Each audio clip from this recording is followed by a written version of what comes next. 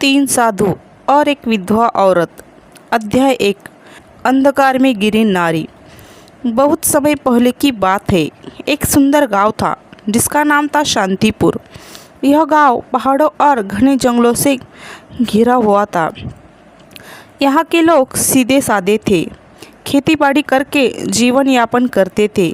हालांकि गांव का नाम शांतिपुर था, लेकिन वहाँ की गलियों में शांति कम और ज़्यादा थी। यह गांव अंधविश्वास और सामाजिक कुरीतियों में जकड़ा हुआ था। गांव में रहती थी एक स्त्री जिसका नाम सुमित्रा। सुमित्रा एक विधवा थी। उसके पति की मृत्यु हुए 3 वर्ष बीत चुके थे। जब उसके पति हरिप्रसाद की बीमारी से मौत हुई, तब उसके जीवन में सिवाय आंसुओं और तानों के कुछ नहीं बचा था। हरिप्रसाद गांव के एक साधारण किसान थे। उनका घर छोटा था, मगर उसमें सुमित्रा के साथ उसका प्यार और आपसी समझदारी बसती थी। मगर जैसे ही हरिप्रसाद की मृत्यु हुई, सुमित्रा का अंधकार में डूब गया। गांव वाले उसे एक अशुभ मानने लगे। गांव की औरतें उसके साथ उठने बैठने से कतराती। पुरुष उसे तानों और अपमान से नवाज। बच्चों को कहा जाता कि सुमित्रा के घर के पास भी न जाए। हर सुबह जब सुमित्रा गांव के कुएं पर पानी भरने जाती, तो औरतें आपस में फुसफुसती, देखो यह अभागन आ गई, जिसके पाँव जहाँ पड़ जाते हैं वहाँ कुछ अशुभ ही होता है। सुमित्रा ने कई बार इन तानों को अनसुया करने की कोशिश की, मगर उनकी बातों के कांटे उसके दिल को चीरते रहे। रातें उसके लिए और भी कठिन होती है। जब पूरा गांव गहरी नींद सो जाता, सुमित्रा आंगन में बैठकर आसमान की ओर देखती। चांद की चांदनी उसकी आंखों में आंसू भर देती। वह अक्सर अपने पति की तस्वीर के आगे दीप जलाकर रोती और भगवान से पूछती, आखिर मैंने कौन सा पाप किया है जो मेरा जीवन इस तरह नरक बन गया है। कई बार उसने गांव छोड़कर जाने की भी सोची, मगर कहा जा उसके माता पिता बहुत पहले ही चल बसे थे। भाई बहनों ने उसके विधवा होते ही मुंह फेर लिया। एक दिन जब सुमित्रा अपनी टूटी फूटी झोपड़ी के बाहर बैठी थी, तभी उसने देखा कि गांव के बाहर वाले रास्ते पर 3 साधु चले आ रहे हैं। वे सफ़ेद दाढ़ी वाले, भगवा वस्त्र पहने हुए थे। उनके चेहरे पर तेज था, मगर आँखों में एक अजीब रहस्य झलक रहा था। गांव वालों ने उन साधुओं को देखते ही उनके चारों ओर घेरा बना लिया। सभी ने उनके पाँव छुए और आशीर्वाद मांगा। गांव के मुखिया ने साधुओं से विनती की, महाराज कृपया हमारे गांव में कुछ दिन रुके, हमें आपका आशीर्वाद चाहिए। साधुओं ने गांव में रुकने के लिए हामी भर दी, लेकिन फिर उनकी नज़र सुमित्रा पर पड़ी। उनमें से सबसे वृद्ध साधु ने सुमित्रा को देखते ही कहा, यह स्त्री दुख से घिरी है, मगर इसके भाग्य में कुछ अनोखा लिखा है। गांव वाले यह सुनकर चौंक गए।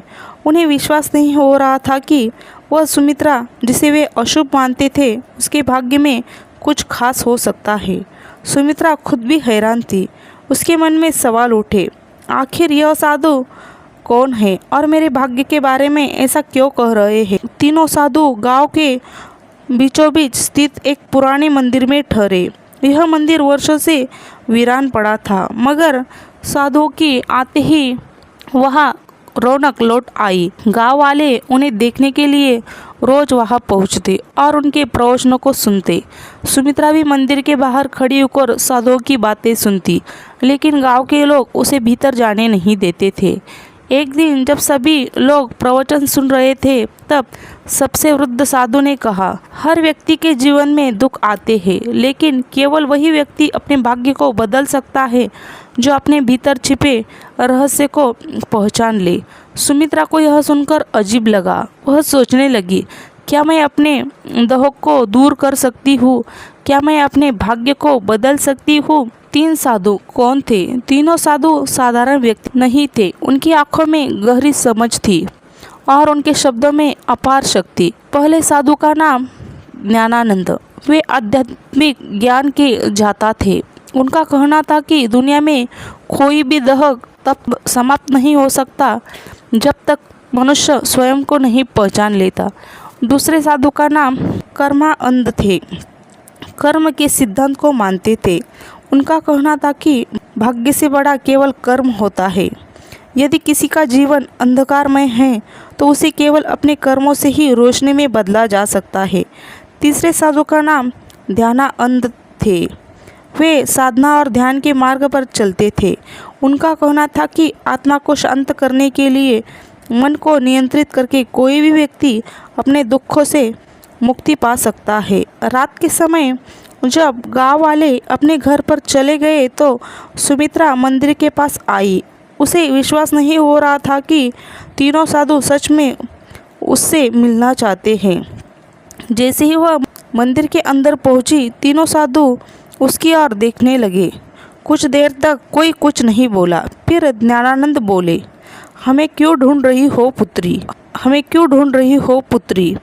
सुमित्रा कांपते हुए बोली, मुझे कुछ समझ नहीं आता। मैं बस यह जानना चाहती हूँ कि मेरे जीवन में इतना दह क्यों है? मैंने किसी का क्या बिगाड़ा है? तीनों साधु मुस्कुराए। कर्मानंद ने कहा, दुनिया में कोई भी दुख बिना कारण नहीं आता। तुमने अपने पूर्व जन्मों में जो किया है उसका ही परिणाम तुम्हें इस जन्म में मिला है। लेकिन घबराओ मत, क्योंकि हर कर्म को नए कर्मों से बदला जा सकता है। सुमित्रा ने आंखें भरते हुए पूछा, क्या मैं अपना भाग्य बदल सकती हूँ? ध्यानानंद ने धीरे से उत्तर दिया, हाँ, लेकिन उसके लिए तुम्हें परीक्षा देनी होगी। क्या तुम तैयार हो? सुमित्रा ने बिना कुछ सोचे जवाब दिया, मैं तैयार हूँ। तीनों साधु एक दूसरे की ओर देखने लगे। यह देखकर ऐसा लग रहा था कि जैसे वे किसी रहस्य को जानते हो। ज्ञानानंद ने कहा, तो फिर कल सूरज उगने से पहले तुम जंगल के पास वाले पीपल के पेड़ के नीचे आओ। वहाँ से तुम्हारी यात्रा शुरू होगी। सुमित्रा को कुछ समझ नहीं आया, मगर उसने सिर हिलाकर हाँ भी भर दी। गांव में यह खबर आग की तरह फैल गई कि तीनों साधुओं ने सुमित्रा को जंगल में बुलाया है। गांव के लोग आपस में चर्चा करने लगे, यह साधु इसे कोई वरदान देने वाला है या फिर इसे श्राप मिलेगा। गांव की कुछ औरतें आपस में फुसफुसाने लगी, कहीं यह साधु हमें धोखा तो नहीं दे रहे हैं। लेकिन सुमित्रा को इन बातों से कोई फर्क नहीं पड़ा। उसे केवल इस बात की चिंता थी कि आखिर जंगल में उसके साथ क्या होने वाला है। उस रात सुमित्रा सो नहीं सकी। वह बार बार सोच रही थी कि क्या सच में कोई मेरी मदद कर सकता है, या यह भी सिर्फ एक और छलावा है। लेकिन अब वह ठान चुकी थी कि चाहे कुछ भी हो जाए, वह अगले दिन सूरज उगने से पहले जंगल के पास जाएंगी। वे तीनों साधु तपस्या में लीन थे। उनके चारों ओर एक अद्भुत शांति फैली हुई थी। सुमित्रा ने हाथ जोड़कर प्रणाम किया और कहा, मैं आई हूँ महाराज, अब मुझे बताइए कि मेरी परीक्षा क्या है। ज्ञानानंद ने आंखें खोली और बोले, यह संसार एक भ्रम है पुत्री। जो इसे समझ लेता है वही अपने भाग्य को बदल सकता है। लेकिन इससे पहले हम तुम्हें ज्ञान दे, तुम्हें अपनी परीक्षा देनी होगी। कर्मानंद ने कहा, हम तुम्हें जंगल में छोड़ रहे हैं। तुम्हें रात भर अकेले यही रहना होगा। यह जंगल बहुत रहस्यमय है।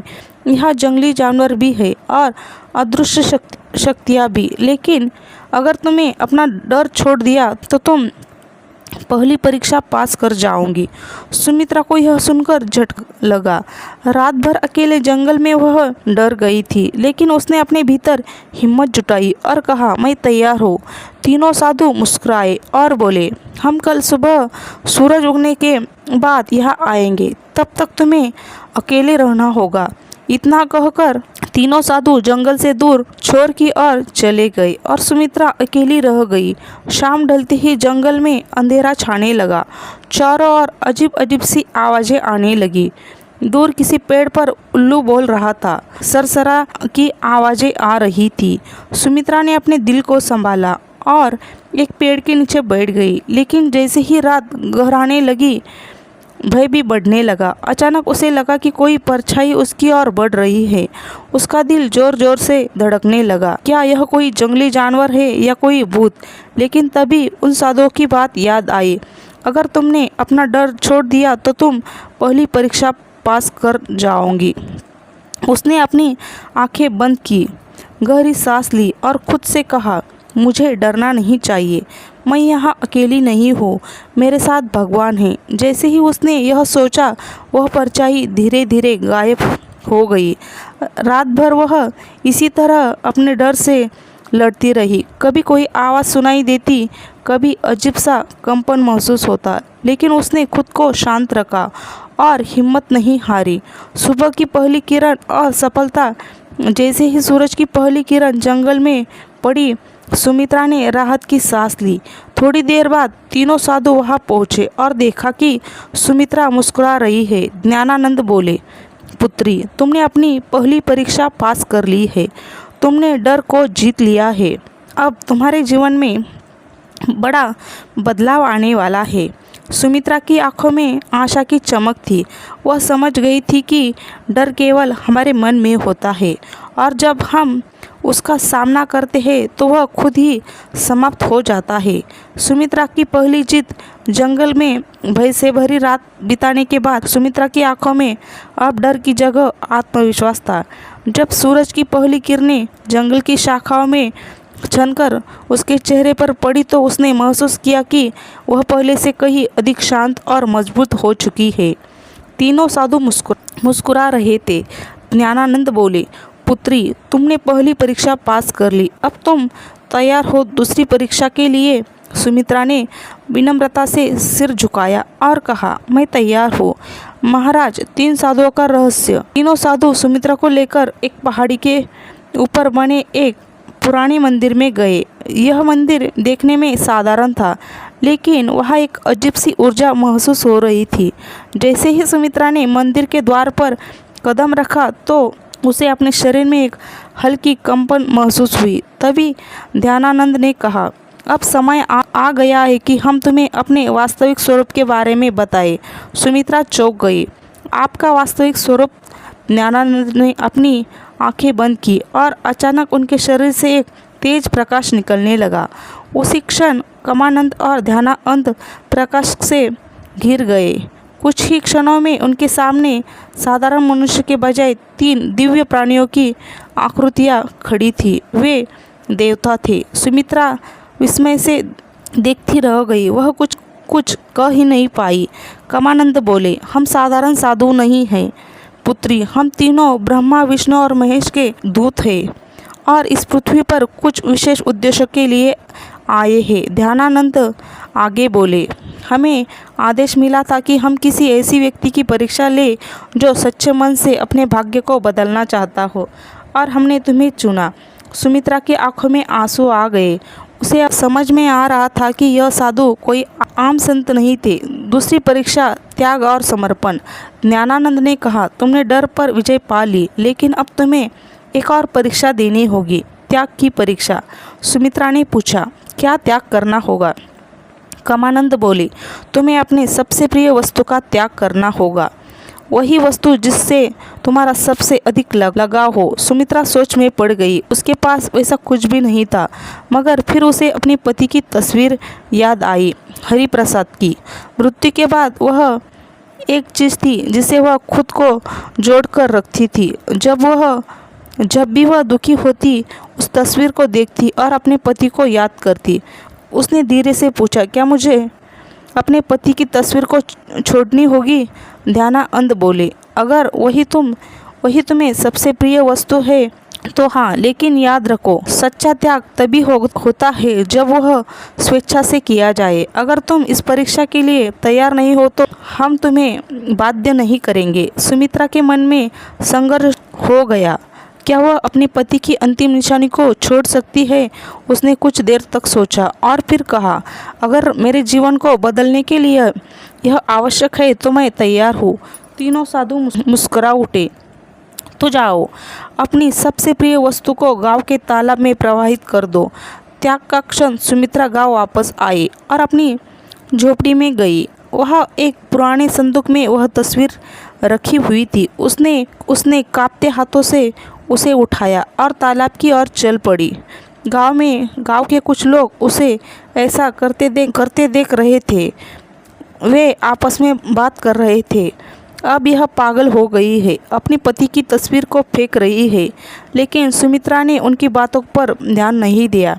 उसने धीरे से तस्वीर को पानी में प्रवाहित कर दिया। जैसे ही तस्वीर पानी में डूब गई, उसे महसूस हुआ कि उसके दिल का सारा भार भी पानी में समा गया। अब वह हल्का महसूस कर रही थी। दूसरी परीक्षा सफल। जैसे ही वह वापस जंगल में पहुंची, तीनों साधु वहां खड़े थे। ज्ञानानंद बोले, पुत्री, तुमने त्याग की परीक्षा भी पास कर ली। अब तुम उस बंधन से मुक्त हो चुकी हो जो तुम्हें अतीत से जोड़ कर रखता था।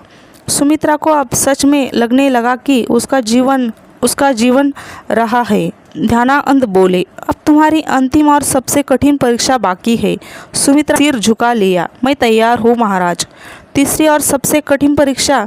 सुमित्रा ने भय और त्याग की परीक्षा पास कर ली थी। अब वह पहले से कहीं अधिक मजबूत और आत्मविश्वास महसूस कर रही थी। लेकिन उसे नहीं पता था कि उसकी सबसे कठिन परीक्षा अभी बाकी है। तीनों साधु मंदिर के भीतर खड़े थे। जब सुमित्रा वहां पहुंची तो ज्ञानानंद ने गंभीर स्वर में कहा, पुत्री, अब तुम्हारी अंतिम परीक्षा का समय आ गया है। सुमित्रा ने सिर झुकाकर कहा, मैं तैयार हूँ। महाराज ध्याना बोले, यह परीक्षा तुम्हारी आत्मा की परीक्षा है। तुम्हें यह सिद्ध करना होगा कि तुम केवल अपने लिए नहीं बल्कि दूसरों के लिए भी जी सकती हो। सुमित्रा ने आश्चर्य से पूछा, मुझे क्या करना होगा? कमानंद ने कहा, गांव में एक वृद्ध महिला रहती है जिसका कोई सहारा नहीं है। वह भूखी और बीमार है। तुम्हें अपना सारा भोजन और अपनी झोपड़ी उसे देनी होगी और फिर तुम्हें जंगल में जाकर 7 दिन तक ध्यान करना होगा, बिना भोजन और बिना पानी के। यह सुनकर सुमित्रा रह गई। अपना घर और भोजन छोड़ दो और फिर 7 दिन बिना कुछ खाए पिए ध्यान करो। यह परीक्षा किसी भी अन्य परीक्षा से अधिक कठिन थी। मन का संघर्ष। सुमित्रा की आंखों के सामने उसकी झोपड़ी का दृश्य आ गया। यह घर उसका अंतिम सहारा था। अगर उसने इसे छोड़ दिया तो वह कहाँ जाएंगी? लेकिन फिर उसे साधुओं की बातें याद आ गई। अगर तुमने यह परीक्षा पास कर ली, तुम्हारा जीवन पूरी तरह बदल जाएगा। सुमित्रा ने अपने भीतर झांका और फैसला किया कि ठीक है महाराज, मैं यह करने के लिए तैयार हूँ। सब कुछ छोड़ना। सुमित्रा गांव लौटी और अपनी झोपड़ी उस वृद्ध महिला को दे दी। उसने अपने बचे खुसे भोजन को भी उसे सौंप दिया। गांव के लोग यह देखकर हैरान थे। यह क्या कर रही है? अपना सब कुछ छोड़ रही है। लेकिन सुमित्रा ने किसी की बातों पर ध्यान नहीं दिया। सीधा जंगल की ओर बढ़ गई, जहाँ उसे 7 दिन तक ध्यान करना था। 7 दिन का कठिन ध्यान। पहला दिन बीता और सुमित्रा को बहुत भूख लगी, लेकिन उसने अपनी चेतना को भटकने नहीं दिया। उसने अपनी आंखें बंद की और साधुओं के दिए हुए मंत्रों का जाप करने लगी। दूसरे दिन उसे प्यास ने सताना शुरू किया, लेकिन उसने पानी की इच्छा को भी त्याग दिया और ध्यान में लग गई। तीसरे दिन उसके शरीर में कमजोरी आने लगी, लेकिन उसने हार नहीं मानी।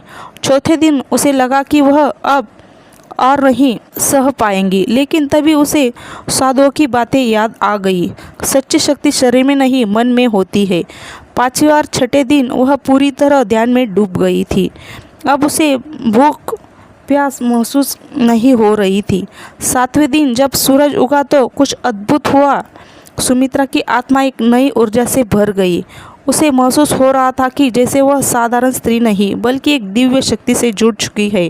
सुमित्रा का रूपांतर जब 7वां दिन पूरा हुआ तो तीनों साधु उसके सामने प्रकट हुए। ज्ञानानंद बोले, पुत्री, तुमने अपनी अंतिम परीक्षा पास कर ली। अब तुम केवल एक साधारण विधवा नहीं हो बल्कि एक सशक्त आत्मा बन चुकी हो। कमानंद बोले, तुम्हारे भीतर अब वह शक्ति आ गई है जिससे तुम न केवल अपना बल्कि दूसरों का भी भाग्य बदल सकती हो। ध्यानानंद ने अपने हाथ उठाए और कहा, तुम्हें आशीर्वाद देते हैं कि अब से तुम्हारी जिंदगी सुख शांति और सम्मान से भरी होगी। सुमित्रा के चारों ओर एक सुनहरी रोशनी फैल गई। उसने आंखें बंद कर ली और जब खोली तो वह पहले से अधिक शांत, मजबूत और तेजस्वी महसूस कर रही थी। गांव में वापसी और सम्मान। जब सुमित्रा गांव लौटी तो गांव वाले उसे देखकर चौंक गए। अब वह कोई दुखिया विधवा नहीं थी। उसके चेहरे पर दिव्यता थी। उसकी आंखों में आत्मविश्वास था। गांव के लोगों ने उसे पहले तिरस्कृत किया था, लेकिन अब वे उसके पास आकर उसके चरण छूने लगे।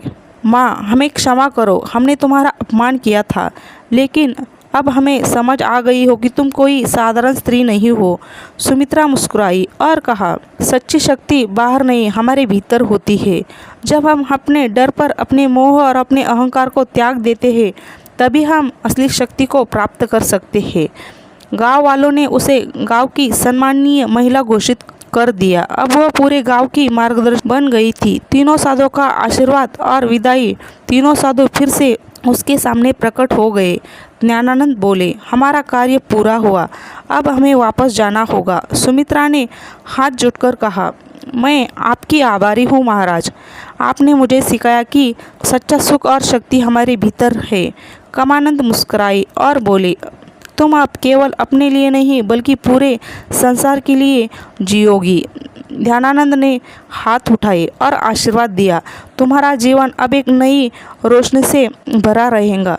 जैसे ही उन्होंने यह कहा, तीनों साधु प्रकाश में बदलकर आकाश में विलीन हो गए। नया जीवन, नई पहचान। अब सुमित्रा सिर्फ एक विधवा नहीं थी, वह पूरे गांव की मार्गदर्शक बन चुकी थी।